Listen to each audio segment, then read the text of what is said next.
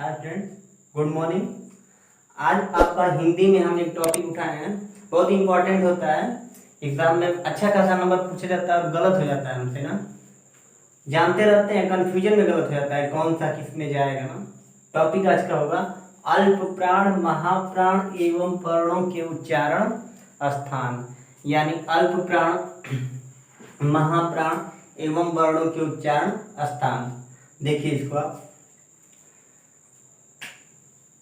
देखिए इसको आप कुछ करना नहीं है, क से लेके म तक आप लिख लेंगे, क से लेके म तक इसको बोला जाता है।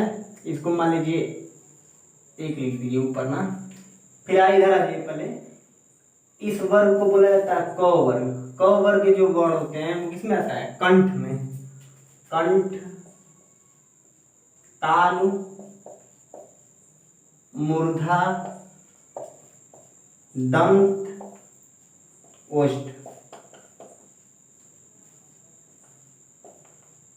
यानी जो क वर्ग का रहेगा उसका उच्चारण स्थान क्या रहेगा? कंठ से आता है। क्या होता है? कंठ। जो च वर्ग के जितने वर्ण होते हैं उसका उच्चारण स्थान क्या रहेगा? तालु।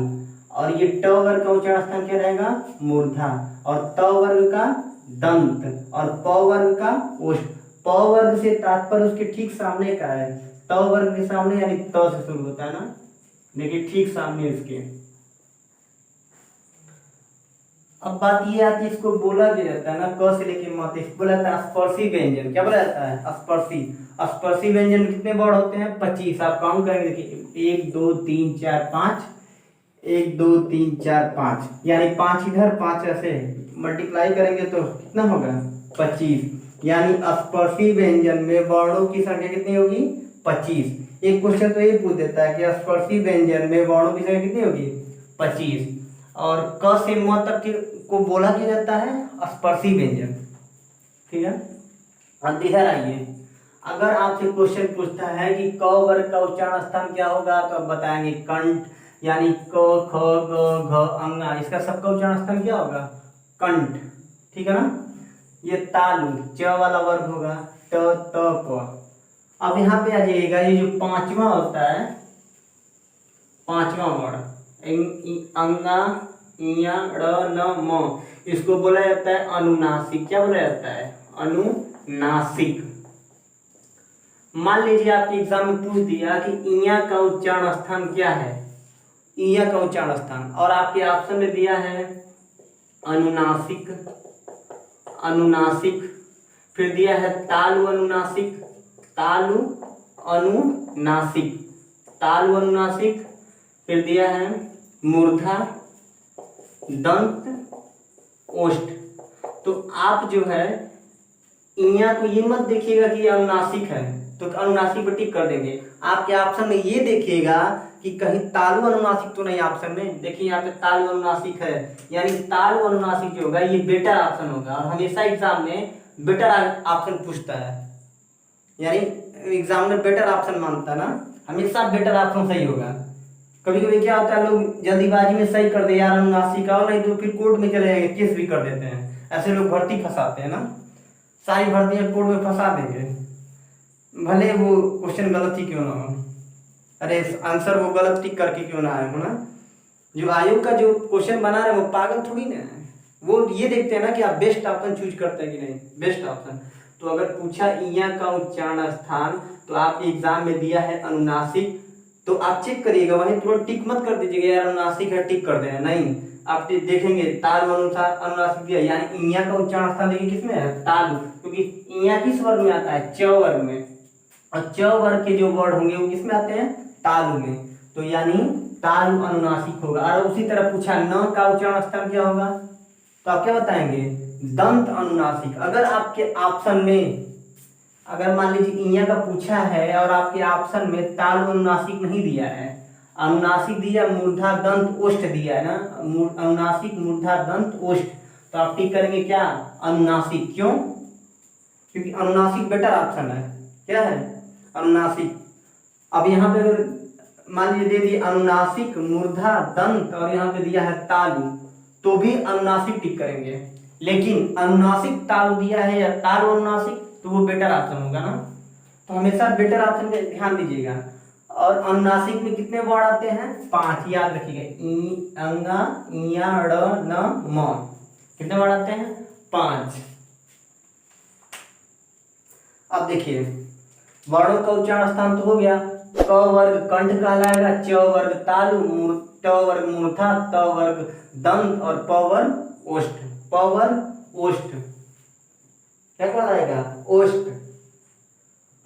अगर आपसे सपोज दैट इसको याद करने के लिए हम छोटा सा ट्रिक बता रहे हैं आपको, सीरियल याद हो जाएगा। एक वर्ड याद रखिएगा, क ता मु द ओ। क ता मु द ओ, इसका मतलब ये हो गया क ता मु द ओ, यानी कंठ ताल मूर्धा दंत ओष्ठ। कंठ ताल मूर्धा दंत ओष्ठ याद हो जाएगा ना? मेरे साथ बोलिए, क ता मु द ओ, कंठ तालु मूर्धा दंत ओष्ठ। ठीक है। अब आ जाइए, आप कुछ बताते हैं कि अल्प प्राण या महाप्राण कैसे निकाला जाता है ना। आपको कुछ नहीं करना, यहाँ पे एक लिखिए ना, ऐसे ही आप लाइन बाय लिखते जाएंगे, गिनती लिखिएगा। गिनती आती है ना 5 तक, जो आता है वही हम बताते हैं आपको, ज्यादा प्रेशर नहीं करते हैं ना। 1 2, मान लीजिए गिनती लिखना है ना, 3 4 और 5। क्या लिखेंगे? 5। अब देखिए आपको पहले हम बताएंगे महाप्राण, यानी महाप्राण क्या होते हैं? महाप्राण। अब कुछ लोग क्या करते हैं ना, रटना शुरू कर देते हैं कि महाप्राण में कौन कौन सा वर्ड आएगा, तो रटा पाएगा? कभी नहीं रटा पाएगा ना, रट्टा नहीं लगा पाते ना। समझिए इसको, हम एक ट्रिक बताएंगे आपको। 24 घंटे संघर्ष कीजिए। क्या करिए? 24 घंटे संघर्ष कीजिए। अब देखिए ट्रिक सेट भी होगा। अब जैसे महाप्राण आपको निकालना है और हमने ट्रिक लिखा है 24 घंटे संघर्ष कीजिए। महाप्राण का मतलब क्या होता है कि जिसको बोलने में थोड़ी एनर्जी अधिक लगे। क्या लगे? जिसको बोलने में थोड़ी एनर्जी क्या लगे? अधिक लगे, यानी संघर्ष अधिक करना पड़े ना। तो याद भी नहीं करना है, मान ली एनर्जी अधिक लगानी है, यानी ये जो महाप्राण दिया है, तो महाप्राण करने के लिए क्या करना पड़ेगा आपको? संघर्ष थोड़ा अधिक करना पड़ेगा ना। ये वर्ड कीवर्ड याद रखिएगा कि हमें एनर्जी अधिक लगानी होगी बोलने में, यानी महाप्राण महाप्राण, तो क्या करना पड़ेगा? संघर्ष अधिक करना पड़ेगा।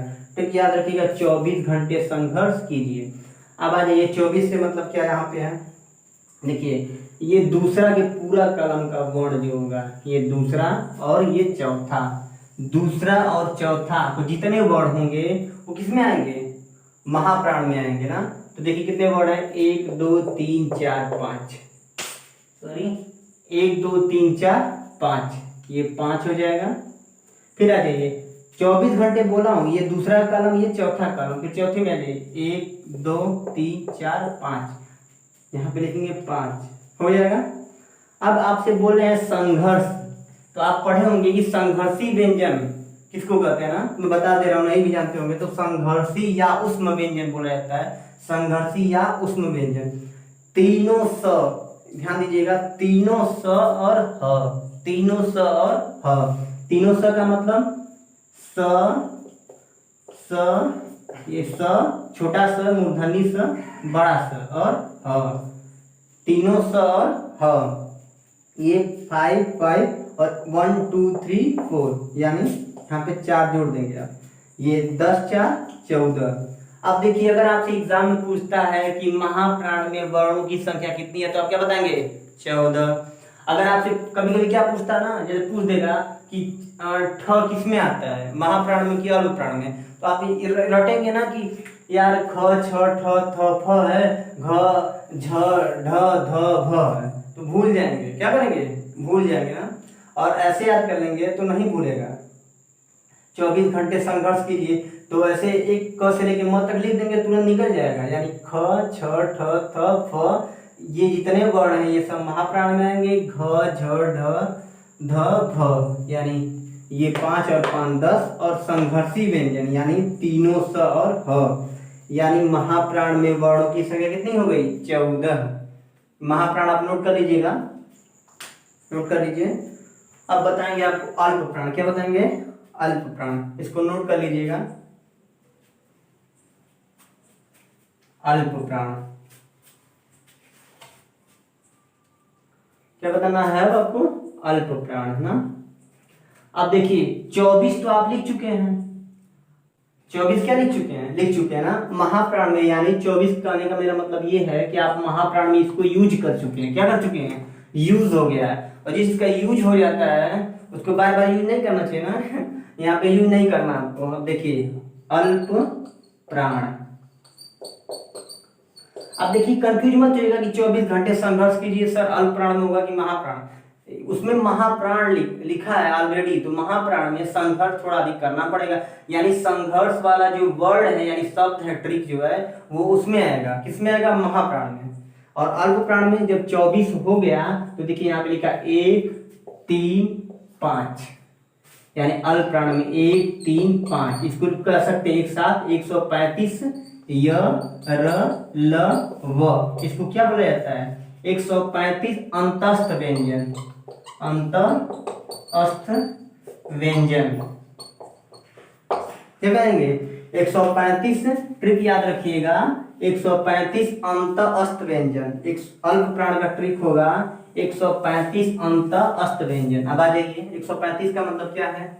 ये देखिए 1 के कॉलम का पूरा वर्ड, 3 के कॉलम का पूरा वर्ड और 5 के कॉलम का पूरा वर्ड किसमें आएगा? किसमें आएगा अंकित?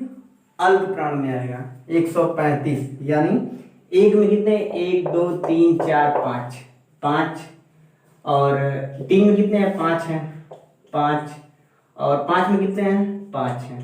अब हम आपको बताएं अंतस्थ व्यंजन, तो अंतस्थ व्यंजन में आता क्या है? य र ल व। तो ये कितने होंगे? 1 2 3 4, यानी इनकी संख्या कितनी है? 4। यहाँ पे 4, तो 5 5 10, 5 15, 15 4 19। कितना हो गया? 19 हो गया ना। अब देखिए, अब अगर आपसे क्वेश्चन पूछता है कि महाप्राण में वर्णों की संख्या, तो आप निकाल चुके थे 24 घंटे संघर्ष कीजिए, यानी दूसरा कॉलम चौथा कॉलम, तो 5 + 5 10 और संघर्षी व्यंजन 4 तीनों स और ह, तो 10 4 14, 10 4 14 हो जाएगा। क्या हो जाएगा? 10 4 14। फिर उसी में आता है, अगर आपसे पूछा कि अल्प प्राण में वर्णों की संख्या, तो आप क्या बताएंगे?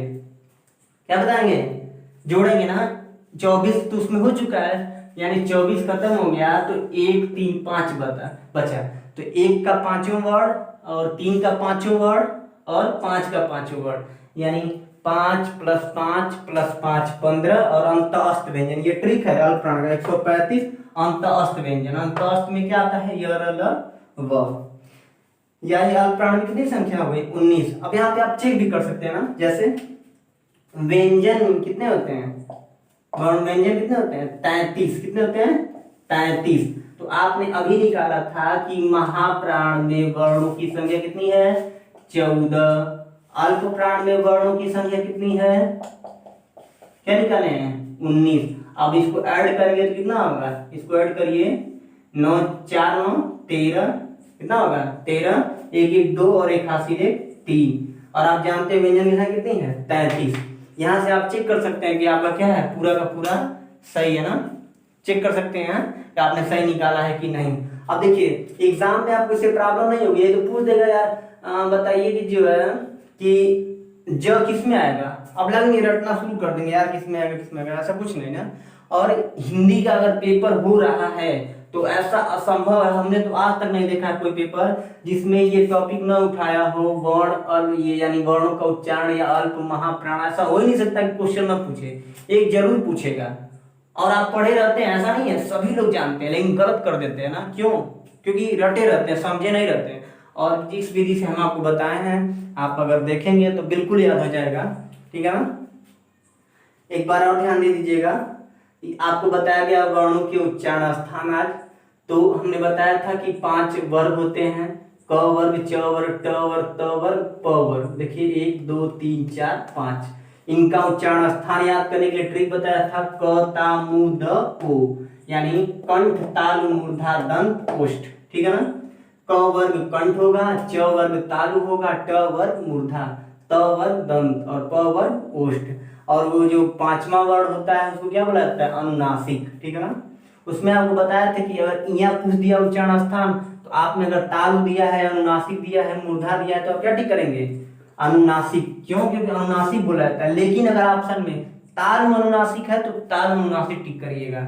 फिर उसके बाद मैटर था अल्प प्राण महाप्राण निकालना। महाप्राण में ट्रिक बताए थे कि 24 घंटा संघर्ष कीजिए, यानी दूसरा जो पूरा कॉलम, चौथा का पूरा जो जितने वर्ड हैं, दूसरे कॉलम के पूरे वर्ड और चौथे वर्ड के, और संघर्षी व्यंजन तीनों स और ह। तो 5 5 10, 10 4 14, यानी महाप्राण में कितनी संख्या हो जाएगी? 14। अल्प प्राण का ट्रिक था 135 अंतस्थ व्यंजन, यानी 135 का मतलब कि 1 का पूरा, 3 का पूरा और 5 का पूरा। 10 4 और ये अंतस्थ व्यंजन 4 19, कितनी संख्या हो गई? 19। Thank you. और आप लोग वीडियो डाउनलोड करके कई बार देखा करिए ना, 2-3 बार देख लिया करिए। और प्लीज मैं आपसे रिक्वेस्ट करूंगा आप लोग नोट्स बना लिया करिए, ठीक है ना। और हम जो भी वीडियो आपको बताएंगे उसमें आपको ये एक सुझाव रहेगा हमारा कि आपको रटने की जरूरत नहीं है, बस समझा करिए कि क्या हम बताना चाहते हैं, उसमें हम आपको याद करवा देंगे। ठीक है, थैंक यू।